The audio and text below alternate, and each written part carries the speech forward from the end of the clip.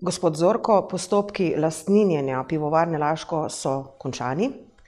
Če bi rekli, če pustiva ob strani, kako je z nadzorniki, kako je z imenom družbe, vi ostajate tu, kjer ste. Če bi rekli, da je vse drugače, kot je bilo, bi govorili preveč grobo. Če bi pa rekli, da ni pa čisto nič drugače, bi pa spet ne govorili resnice. Kakšna je pravzaprav bližnja prihodnost pivovarne skupne združene? Zdaj bi težko v enem stavku odgovoril na tako kompleksno vprašanje, pa bom vseeno se potrudil in poskušal. Jaz mislim, da je vse drugače. Vse je drugače v tem smislu, da je Laško rešeno. Laško je zopet na neki poti pivovarništva. Laško se je vrnilo tja, kjer mu je mesto, torej v neko veliko družino pivovarništva. Žal je pa lastnina v nekih drugih rokah, ampak ta žal je malo za mene dober. Zakaj? Ker smo se vrnili tja, kjer mislim, da je naše mesto. Pod okrilje Heinekena, ki ve, kaj so brendi, ki ve, kaj je pivovarniški trg in bo naprej razvijal to panogo. Zdaj, kar se tiče mene in naše uprave, uprava je spremenjena, je 7-članska. Heineken je dodal 3 svoje nove, bi rekel, ljudi, ki bodo pomagali nam to izgrajevati naprej. Naša uprava ostaja, seli se v Ljubljano, to je bila želja Heinekena, ki moram reči, da osebno tudi podpiram. Kar se pa tiče imena, so pa imenovali Pivovarna Laško Union, to po pravni združitvi v letu 2016. Osebno smatram, da se Laško nima kaj bati, da je dobilo stabilnega, dolgoročnega, razvojnega lastnika, vse to, kar desetletju ni imelo in konec koncev se tudi Laško to zasluži. Torej, obe lokaciji ostajajo, tako unionska kot Laška, brendi gredo naprej in smatram, da bo Laško še dolgo varilo pivo na tem mestu. Ali je šlo v tem primeru, ostalo je ime Pivovarna Laško Union, sedež je v Ljubljani, je šlo za kompromis? Ne, jaz moram to poudariti, da naši ljudje dobro vedo. Heineken, kjerkoli pride, pač postavi nek sistem, ki je v dobro okolja, v katerem deluje, konkretno na Hrvaškem, se imenuje Heineken Croatia, Heineken Hrvaška, pri nas smo se pač skupaj z njimi normalno pogovorili in več kot razumevanje podali, da mora biti ime tako, kot so navajeni, torej Laško Union, in to mislim, da je neka dobra zgodba za naprej. Zdaj, tukaj ni bilo kompromisov, en normalen pogovor 15. oktobra, ko je bil najvišji predstavnik Heinekena, to mislim, da je več kot razumel in tudi poudaril, da je to prava pot. Nekateri, zlasti v lokalnem okolju, vse je že mimo, ampak vendarle moram vprašati, niso pozabili tega dejstva, da je lastnik tujec. Bolj so navijali za to zgodbo, da bi bil domači lastnik. Lahko komentirate? Zdaj lahko komentiram, ampak jaz mislim, da je ta čas minil, da bi bila Slovenija sposobna organizirati neko domačo lastnino. Primer Mercatorja, danes se lahko pogovarjamo v Tušu, ko se ponovno pojavlja ta zgodba. Jaz mislim, da tega denarja, teh sredstev v Sloveniji ni. Pivovarna je bila težka približno, lahko tako rečem, 450 milijonov, ko je proces zaključen. Heineken je prepoznal kvaliteto, Heineken je vedel, kaj je kupil, slovenski lastniki niso vedeli, kaj so prodali in konec smatram, da je to prav, da se bo nehalo mrcvariti dobesedno Pivovarno Laško in da bo nek dober lastnik prišel in bo razvijal te produkte naprej. Zdaj, kaj je naš nadaljni korak? Naš nadaljni korak je, da poskušamo pripeljati na to lokacijo, na kateri danes mi sedimo, njihove produkte, da varimo njihove produkte in s tem bo tudi potem razvoj Laškega bistveno boljši, kot je bil do sedaj. V tem času, ko sta se pač Pivovarna Union pa Laško borila za nek prostor, govorimo o preteklosti, so velike pivovarne, globalne pivovarne obdelale cel Balkan in so nas lokalizirale na slovenskem trgu in to je bila naša martra, da tako rečem, ker smo imeli premalo trga. Kolikšen delež bo zdaj v tej proizvodnji domačih piv, če sem groba, in tisto, kar boste še pripeljali zraven? To je še stvar pogovorov za naprej. Jaz ocenjujem, da bomo imeli zdaj 3 stebre. Prej smo imeli 2, laški produkti, unionski produkti in dodali bomo Heinekenove produkte, ki so na tem trgu malo prepoznavni, vendar smatram, da tudi naša skupina Pivovarna Laško, potrebuje neke primarne brende, prvokategornike, tako rečem, in to je lahko Heinekenov produkt. Vaše blagovne znamke se vedno bolj pojavljajo tudi v športu, spet na novo. Včasih je tega bilo veliko, zdaj spet. Se pravi, te znamke so na športnikih, vedno več tega videvamo. Je pravilno opažanje? Pravilno opažanje, mi že nekaj časa imamo strokovno službo, ki to dela, saj tudi v preteklosti, ne moram reči, da ne, vendar danes poskušamo ta sredstva, ki jih vlagamo v športnike, v športne aktivnosti, pripeljati do naših produktov, ker smatramo, da samo na ta način lahko mi ustrezno zadovoljimo naše interese. Jaz lahko z veseljem povem, da smo zaprli kar nekaj takih prireditev in bomo delali še naprej in na ta način pač prikažemo in tudi vračamo v okolje del tega, kar iz okolja tudi mi dobimo. In to je pač neka vzajemna rast naših produktov, naših tovarn za okolje. Vendarle, ne glede na to, da ste zdaj globalnejša, globalna družba, delujete del, ampak vendarle delujete v lokalnem okolju. Se moramo zdaj še na lokalno raven spustiti. Nekateri lokalni akteri, če smem temu tako reči, imajo silne skrbi, koliko sploh, kaj še bo tukaj pivovarna, kolikšen bo delež mecenstva, koliko lahko računajo društva na vašo udeležbo, razumevanje. Jaz ne bi zdaj želel govoriti o številkah, ker bi lahko tudi poudaril, koliko smo dali tudi v teh težkih letih za pivovarno še vedno okolje. Jaz smatram, da ni nobene prireditve v Laškem in v okolici, ki jo ni sponzorirana kakorkoli pivovarna Laško in tako bo tudi naprej.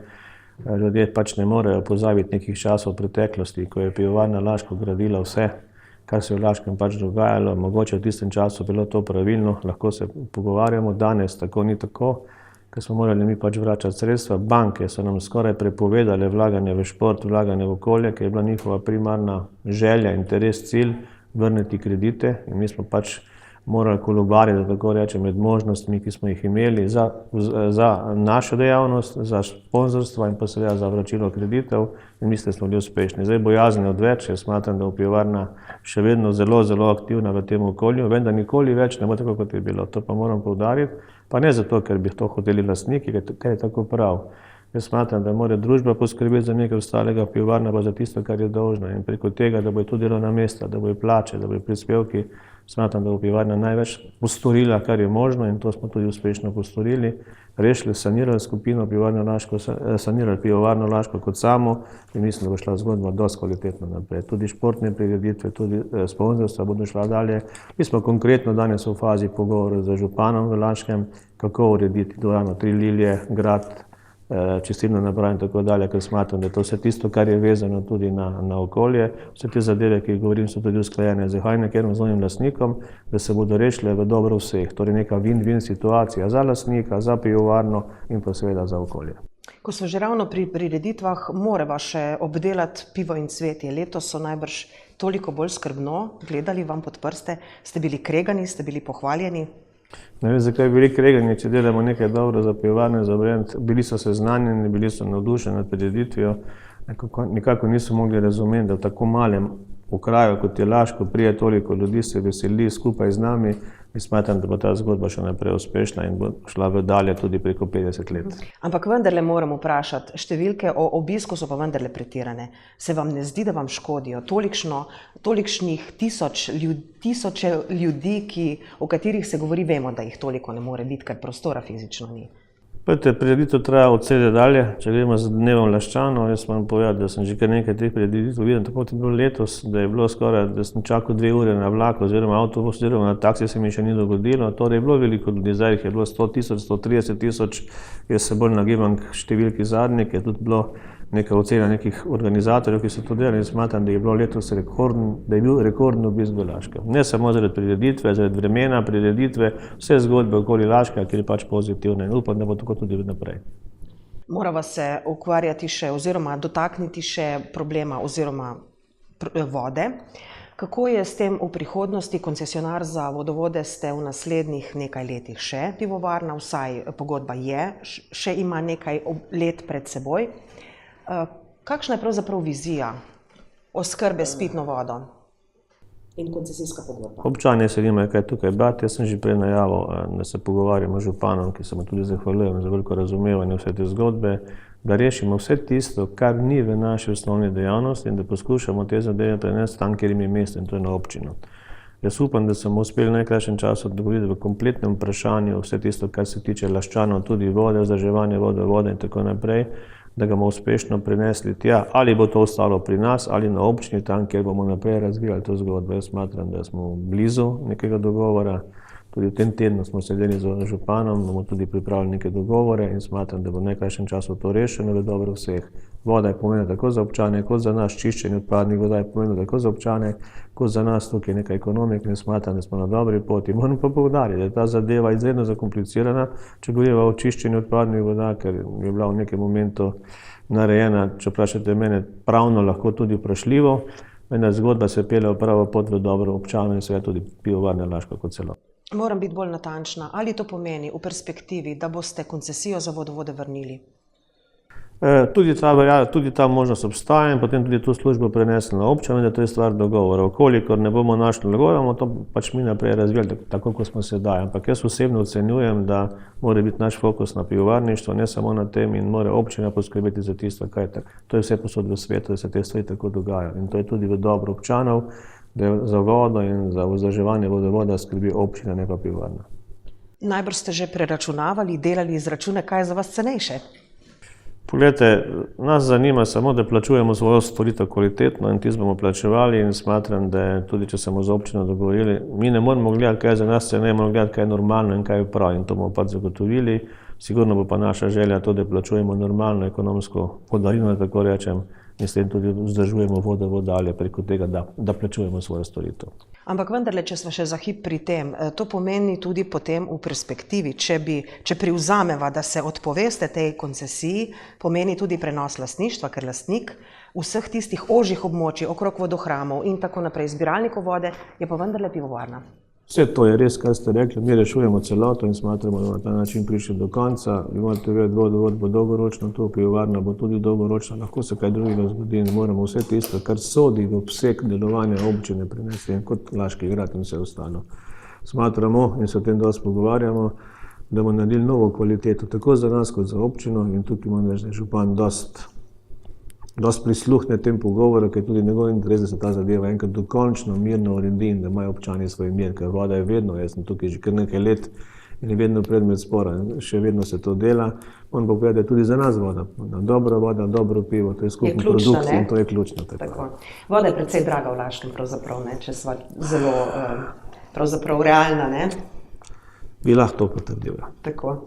Čiščenje. Pa to ni naša krivda, veste, to je pač nek sistem, ki je bil podedovan in mi ravno na tem se pogovarjamo, tudi o ceni kubičnega metra vode za nas, tako na vhodu kot na izhodu. Pivovarna mora plačevati tisto, kar mora in bo plačevala, vse ostalo mora biti stvar občine. Cena vode v osnovi je zelo pravzaprav nizka, ampak na koncu potem na računu tista končna številka. Vsi gledamo samo končno številko. Tako, ne, tista je pa huda. To jo pač plačujemo. Okrog čiščenja, kako daleč so zdaj ti dogovori? V globali dogovorjeno, ampak podrobnosti, vrag pa vedno tiči v podrobnostih, ne? Gledajte, mi imamo, pred leti je bila podpisana neka pogodba, ki je lahko danes kritiziramo tako ali drugače, jaz se ne bi preveč preteklosti. Je pa dejstvo, ne? Je pa dejstvo. Dejstvo je, da je nekaj kilometrov naprej Celjska občina naredila čistilno napravo v drugačni strukturi in je dobila evropska sredstva in se je ostalo. V tem momentu, ko se je pivovarna vključila v to zgodbo, občina ni mogla dobiti evropskih sredstev in mislim, da je tukaj bil kamen spotiken vsega tega. Potem VTE firma, ki je bila potegnjena korektno dela, mi moramo to pogodbo pravno prvo razumeti, drugo razvozlati in nastaviti novo.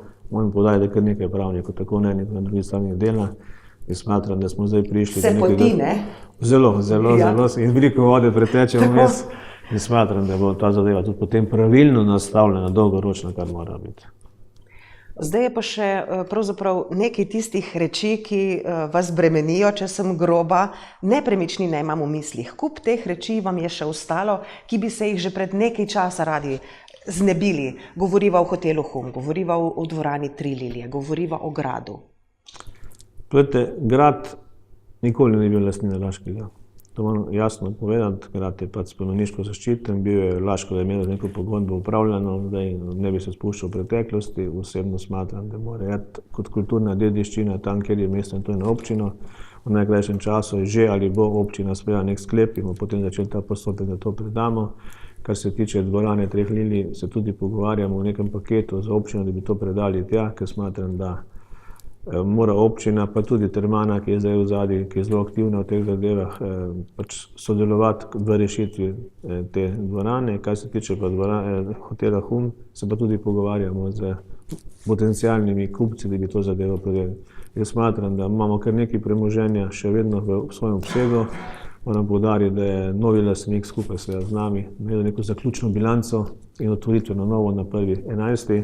Tam smo pač opredelili določene vrednosti na osnovi strokovnih mnenj, koliko je to vredno. Morate vedeti, da za Heineken te vrednosti ne predstavlja popolnoma nič. Drobiži pravzaprav, ne? To je za njih nič, ker to ni osnovna dejavnost. Oni se želijo, da se mi in cela uprava, in to moram reči, da jaz, hvala Bogu, zadnje čase delam, se ukvarjam samo z pivom, ne pa z nekimi bankami in preteklimi zadevami, in pač poskušam to zadevo ustrezno odprodati v nekem normalnem času in periodu. Seveda po standardih, ki so v Heinekenu. Jaz moram poudariti, da ima zelo visoke standarde, vse predpisano. Mi spoštujemo to, ker je prav, ker na ta način tudi lažje potem vodiš celotno zgodbo. Zdaj, če mi še dovolite, Heineken je poplačal, oziroma Laško je poplačalo vse kredite. Mi smo dolžni trenutno samo Heinekenu 185 milijonov, tako kot je bilo tudi zastavljeno. Laško niti Union nista dolžna bankami niti evra. Nobena banka, noben dobavitelj ni na Laškem izgubil nič.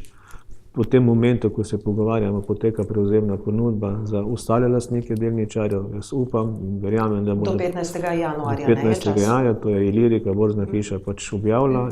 Jaz sem pripričan, da bodo lastniki delnic prepoznali to kvaliteto in se pač postopili tega, da bodo prodali svoje delnice, ker smatram, da je cena korektna. Vse tisto, kar se včasih z delnico dogaja, lahko pozabimo od visokih do nizkih cen. Heineken mislim, je dal korektno ponudbo in pač uprava, moram poudariti, je to ponudbo sprejela kot pozitivno in pristopila k prodaji tistih minimalnih delnic, ki jih pač imamo, in smatram, da je to prava pot. Se pravi, da tisto, kar je plačal te dolgove pivovarne Laško in Union, vam je posodil na nek način Heineken? Tako je. Razlika je ravno v tem, da je to po bistveno bolj ugodni obrestni meri, da so ti krediti, če lahko tudi rečem, nezavarovani, da smo razdolžili vse tisto, kar smo bili kritizirani skozi leta. In mislim, da je v nekem momentu Laško vrnilo 145 milijonov, mislim, da je bilo to 15.10. in 29.10. je še Union preko Laškega vrnil, in Union in Laško bankam ne dolgujeta nič. Torej, preko vsega tega procesa od prodaje, ki smo ga spremljali skozi leta, se je skupina Laško popolnoma razdolžila, razen do lastnika, kar je prav. Vrnila bankam vse kredite, danes banke trkajo na naša vrata, da nam bi posojali denar, ker so izgubile, če se lahko grobo izrazim, kravo, ki nosi mleko, ali pa kuro, ki nosi zlata jajca. Ampak vi odkimavate najbolj, ne? Poglejte, vse te finance se danes urejujejo v Amsterdamu direktno in jaz mislim, da bo marsikatera naša banka potrkala na vrata Heinekena, če lahko naprej posoja denar. Ampak to bo popolnoma nova zgodba, druga zadeva, in tako bo pač potekala ta stvar naprej. Želim se sam poudariti, da mi smo čisti, delamo normalno naprej in kreditov ni več v našem portfelju, razen kredita do lastnika, in na ta način smo končno, zato sem prej poudaril, da sem vesel, da je ta proces speljan, spravili v isto relacijo lastnike, kredite in pa naše produkte. To je skupna energija. Prej smo imeli pa veliko lastnikov, veliko bank, veliko kreditov, veliko različnih interesov in nič ni prišlo do končnih produktov, do trga. To smo imeli težave. Saj z bankami je vedno tako, ne? Takrat, ko človek rabi, takrat te odriva, ko je pa obratno, se ti pa ponuja, ne? Ko si... Veste, to je funkcija bančništva, da mora denar plasirati in da ga mora dobiti nazaj. Torej, mora biti varni. In to se v Sloveniji malo zameglilo in banke so izgubile svoj fokus, tako rečem, posebej imamo strahotne bančne luknje, pa ne bi o tem govoril, ker nisem strokovnjak, razen kolikor sem bil primoran to spremljati. Danes je pač tako, če si denar sposodiš, ga moraš vrniti. Če ga ne vrneš, se nek proces začne drugače. In Laško je bilo bogato vsemi temi premoženji, ki ste jih omenili, vendar ni bilo v stanju razvozlati to lastniško kreditno strukturo z enim zamahom, ki je bilo preveč zakomplicirano. Če se spomnimo, če je moja preteklost, podpisan dogovor z bankami, prodaja Mercatorja, Radenske, prej še Fruktala, vse to smo ustrezno uredili. Želim samo poudariti, kar se večkrat tudi zanemari, da smo pač neke solo akcije. Niti ena akcija, ki je skupina Laško oziroma uprava Laškega naredila, ni šla mimo lastnikov in bank. Torej vse, kar smo naredili, kljub temu, kar so mediji pisali. Saj vas tudi ne bi pustili. No, hvala lepa, to je zelo kvaliteten odgovor. Nisem imel te moči in vse stalo, da samo zloraba v škodo Laškega. Ampak vendarle nalagate, zdaj vse bo šlo v lokalno skupnost, kar je sicer običajno in normalno, ampak v teh razmerah pa vendarle ni normalno. Prelagate na davkoplačevalce pravzaprav vse ta bremena. Ne. Poglejte, jaz smatram, da je temeljna filozofija ali pa struktura, ali kako bi se to imenovali, poslanstvo Pivovarne Laško to, da imajo ljudi delo. In jaz smatram, in to velja za vse firme v Sloveniji, ne samo za Pivovarno Laško. Tudi sicer v gospodarstvu tako velja, ne? Mi moramo dobro delati, da čim več ljudi zaposlimo, da plačujemo prispevke, dajatve in te zadeve. Država mora pa urediti tisto, kar je. Neke stvari so bile v Sloveniji malo zamegljene, ne? Tudi v Laškem. In tukaj je bilo pravzaprav, tukaj so te stvari kulminirale pravzaprav, tako je, ker če nimaš, tako sem prej omenil, to premico, lastnik, kredit, produkti, to velja za vsako firmo, to velja za družino, to velja za vse. In če to se ti odmakneš od temeljnega poslanstva, pride do problema in potem mora problemi nekdo reševati. Žal smo v Sloveniji naredili to, da v masi primerov danes rešujejo Slovenijo preko budžeta, pa smo pri davkih, to pa ne gre. Državni proračun ni sposoben, ne more vsega tega, ki konec koncev se krog zaokroži vedno nazaj do firm in do ljudi na tisto, kar moraš plačati, to je pa prehudo. Mi smo preveč obdavčeni kompletno in ne more pač ta voz potegniti v tisto zgodbo, ki bi moral. Zato sem ravno vprašala, ne? Ker v bistvu zdaj vse bo šlo nazaj na občino, kar je seveda normalno, ampak vendarle vsega bo preveč naenkrat in vse bo šlo na pleča davkoplačevalcev. Če se lokaliziramo, po drugi strani bo pa Pivovarna Laško razbremenjena.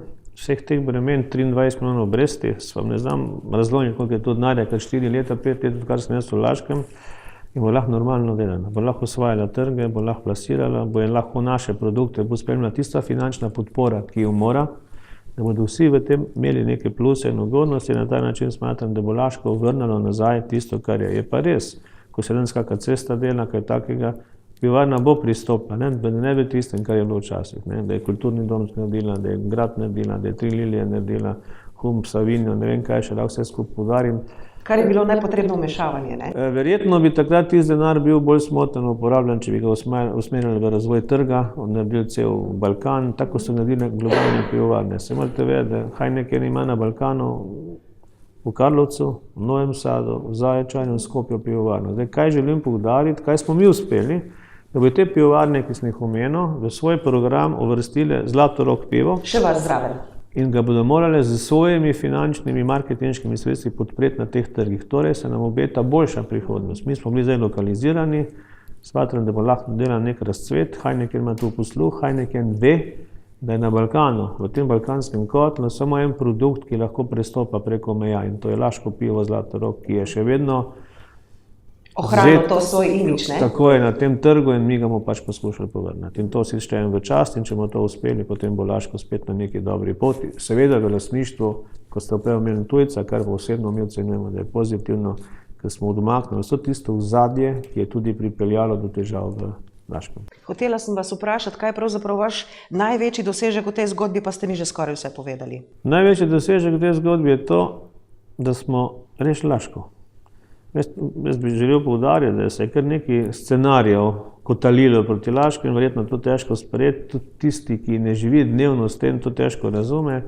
Vse te rušitve uprave, mene osebno, je vse temeljilo na tem, da bi se Laško in Union razdvojila ponovno. Tudi določena pisma na AVK in vse ostalo v preteklosti. Pač Union pa Laško mota narazen, noben resen igralec svetovni ne bi kupil pol Slovenije, ker Slovenija je za eno pivovarno premala. Za eno vas, ne? Za eno vas in mi smo uspeli pripričati Heineken, da je podal to ceno za delnico, ki so jo prej omenila. Tudi ne samo Heineken, lastniki, to si štejem tudi včasih, ne jaz, moja celotna uprava, celotna ekipa, ki je delovala, so imeli možnost izbire med raznimi končnimi kupci. In to se je dogajalo pri notarju 13. aprila letos, ker so pač lastniki izbrali Heineken kot najbolj primernega na odpiranju ponudb. Bili so pa tam 4. V Laškem je nekoliko prestrašenosti, bomo rekli, zmedenosti, kar se dogaja tule v tej hiši. Bolečina je, da pač sedež družbe več ne bo tukaj. Pač, kot ste rekli, oziroma kot je bilo zapisano v enem od časopisov regionalnih, Laško ni središče sveta. To vsi, ki gremo malo po svetu ali pa vsaj, ki preberemo, vemo. Ampak vendarle sporočilo krajanom. Ta izjava ni bila zelo namerna, ta izjava je bila pač poudarjena, verjetno tudi malo zlorabljena v nekem momentu. Jaz pač hotel poudariti, da je Laško lepo mestece, jaz se čez prijetno tu počutim in poznam veliko ljudi, zgodba se bo razvijala naprej, bo šla v neko smer. Zdaj, bojazen je vedno, ko pride nova metla, drugače pometa. In če me vprašate, celo Slovenijo je treba drugače pomesti, če hočemo da bodo naši otroci, potomci, vnuki, ne vem karkoli, že kdorkoli ima, lahko normalno živeli naprej. Ker smatram, da smo zapravljeni 20 let razvoja takšnih, ki jih težko dosegnemo. Moram poudariti, pa ne mi bo dovoljeno, 14 dni nazaj sem šel po dolgem času v Bratislavo, ko sem šel pogledati na pivovarno in sem bil šokiran. Bratislava je Dunaj. Jaz se spomnim Bratislave, ko sem jo iz prejšnje firme večkrat obiskal, nisem mogel verjeti, kaj so zgradili, da imajo višji GDP, kot imamo mi, da imajo... Prehiteli so nas, eno besedo. Daleč jih lahko gledamo in to ni dobro. Slovenija je imela strahotne prednosti, tudi na Balkanu, in nismo ene od teh zadev izkoristili. Zdaj, kdo je to kriv? Verjetno vsak od nas pomalo, na koncu treba pač videti, kje je mesto, in mislim, da je Laškova pivovarna dala zgled vsemu temu, da lahko tudi v Slovenijo pride en gigant, ki se imenuje Heineken, ki je svetovni globalc, ki razume to zgodbo, ki bo prinesel neko novo znanje. Če se pa dogodi tisto, kar je pa moja in naša intimna želja, da bi tu na tej lokaciji, na kateri sedimo, varili pa Heinekenovo pivo, potem pa mislim, da je zmaga popolna. Vendar do tega moramo mi še marsikaj postoriti. Ekonomiko, poslovanje, vse te zadeve, kar so potrebne, smo pa blizu. Samo vprašanje, ali bo razumevanje, ne. Tu se ne gre za Dušana Zorka ali pa za par ljudi, tu se gre za neko vizijo, perspektivo in za zgodbo za naprej. Jaz smatram, da... Kako perspektivna je in koliko zdrži, ne? Moram poudariti, da sem imel izredno priliko pred enim tednom biti v Heinekenu, ker smo zagovarjali naš plan in bil sem povabljen na večerjo, ker sem sedel z upravo Heinekena. To si štejem ne jaz v čast, to si lahko štejem čast jaz in pa obe pivovarne, ker jaz predstavljam pivovarne, sam kot sam nič ne pomenim. In tam sem imel možnost predsedniku Heinekena, njegovemu timu, predstaviti, kaj je Laško, kaj je to, ga tudi povabiti v Slovenijo in se odzval, da bo prišel.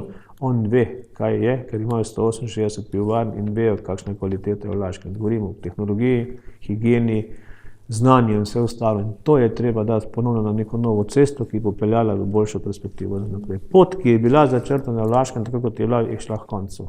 In to je bila tista bojazen in to je moj največji uspeh.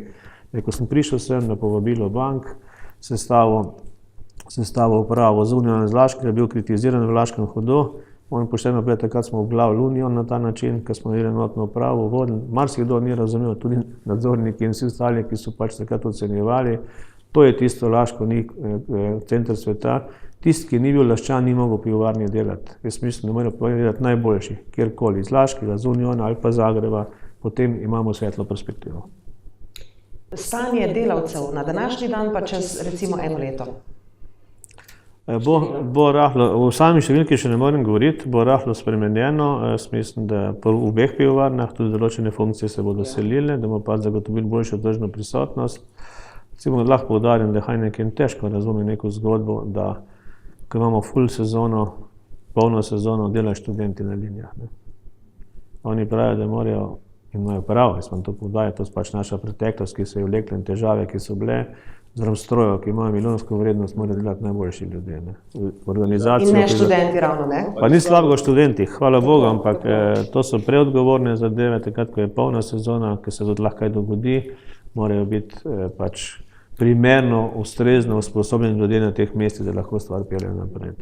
Vsa bojazen Laščanov je odveč, mislim, da tudi nekateri ljudje karakterno težko prenašajo spremembe in kar je tudi normalno, vsi smo si pač različni, vendar če bo neka pozitivna energija, neka pot, ki je začrtana, je lahko za Laško zelo, zelo uspešna in dolgoročna. Pa bom še drugače vprašala, koliko vas je preveč in koliko premalo? O številkah še ne morem govoriti, ne, da ne bi želel, ker še te stvari izračunavamo, vendar mislim, da bo treba prilagoditi strukturo nivojskemu. Recimo Heineken ima 4 nivoje, imamo pa direktorja, poddirektorja, levega direktorja, desnega direktorja, kakorkoli se že to sliši. Parafraziram, v bistvu čim bližje k proizvodnji vse skupaj. Imamo veliko ljudi za določen čas in vse te zadeve, pač poskušali. Jaz ne govorim o zmanjšanju ljudi. Proizvodnja je pa vendarle ključna, ne?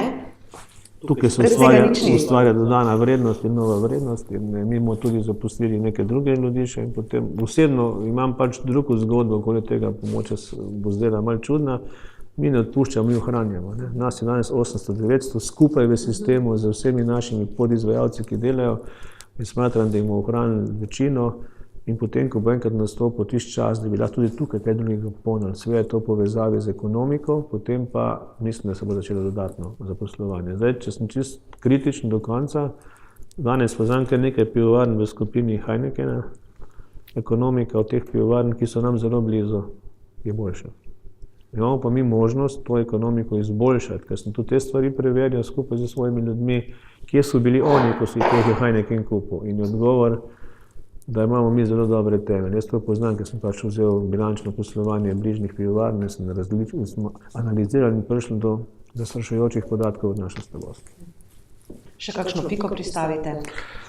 Da želim vsem Laščanom srečen Božič, celo novo leto, da ne bodo mirni, da bo šlo naprej, da se bomo skupaj potrudili, da bomo naredili za Laško tisto, kar Laškemu pripada. Smo tukaj se zahvaliti tako županu kot gospodu Bošnju, kot tudi v Termani, ker zelo solidno sodelujemo, rešujemo probleme skupaj, niso enostavni, vendar smatram, da bomo vsi skupaj našli neko pot. Pivovarna Laško še bo pa dolgo tukaj. Vi si želite penzijo tukaj pravzaprav zaslužiti? Jaz sem prepričan, da bomo tu šel v penzijo, ki mi to tudi pripada. Koliko vam še manjka? 5 let, 5-6 let. Dobro, zelo zgovoren odgovor. Hvala za pogovor. Hvala lepa tudi vam.